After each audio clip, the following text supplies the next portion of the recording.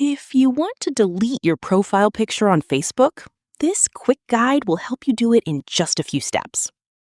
First, open the Facebook app and go to your profile by tapping on your profile picture. Now, tap on your current profile photo to open it.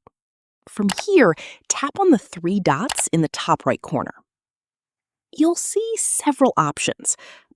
Just tap on Delete Photo. A confirmation message will appear. Tap Delete again, and your profile picture will be removed instantly.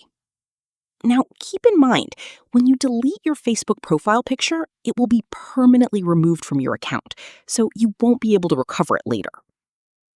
If you don't see the delete option, make sure the photo is uploaded by you and not part of a shared album. So yeah, that's how to delete a profile picture on Facebook easily. This method works for both Android and iPhone users and is updated for the latest version of Facebook in 2026.